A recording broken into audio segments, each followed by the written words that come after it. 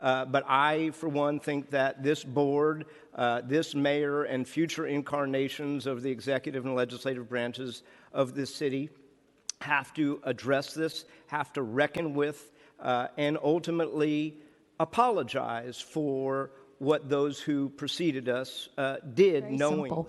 As the board's budget committee chair, I think we just need to get to work and make this be the guiding principle for this budget year. So a reminder for myself and my colleagues, both on the budget appropriation and budget finance committees, there are a lot of decisions ahead of us. Let's put our money where our mouth is, just very simple to that.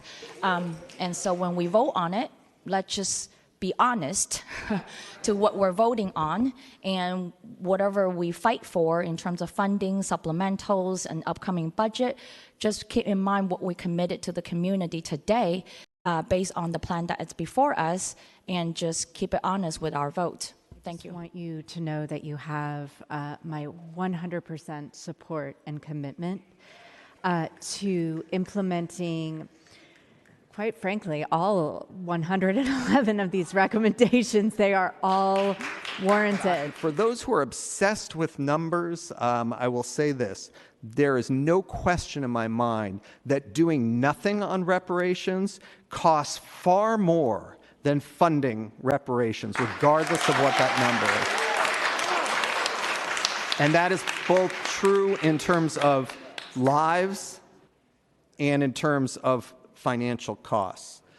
So as I sit here listening to these discussions and consider them as I reviewed the Reparations Committee report, and I'm fundamentally asked, not the question that the national media, and especially the right-wing media, wants to ask about one of 111 recommendations, but when I'm asked basically what I think is the fundamental question here, which is whether the horrors of slavery upon which this country was founded, which have oppressed, beaten down, and killed Black Americans for centuries, including the related horrors of Jim Crow, lynchings, police abuse, voter suppression, urban renewal, redlining, Black displacement,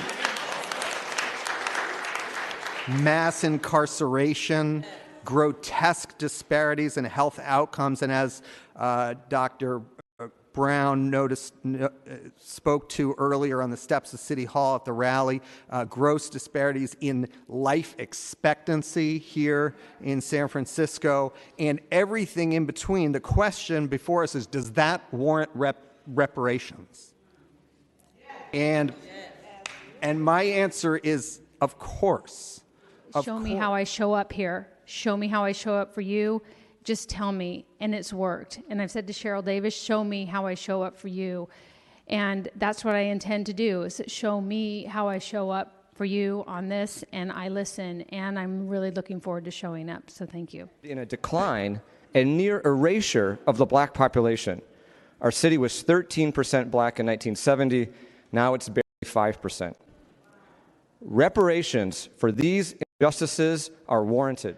I support finding bold, meaningful, and creative ways to address the injustice of slavery and systemic discrimination suffered by generations of Black Americans. Let's heal historic injustices while building sustained wealth for communities long denied that opportunity. I look forward to voting to approve this report.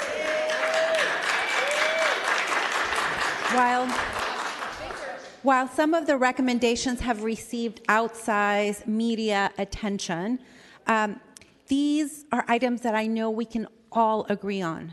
We can all agree that no mother, no child, babies should die as a result of childbirth.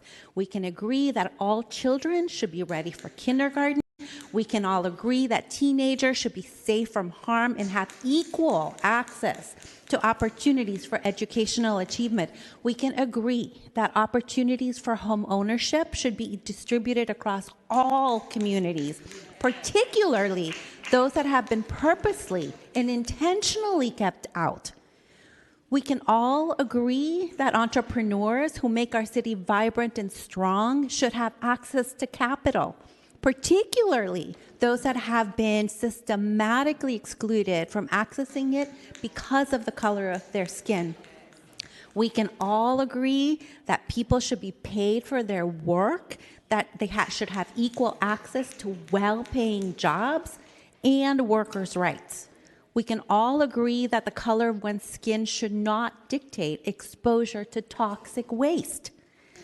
The recommendations in this committee's report are common sense, good governance, and in line with San Francisco In the values. queue, in part because I do think it is important for each of us to express our commitment to reparations, which I think is shared by every single person on this board.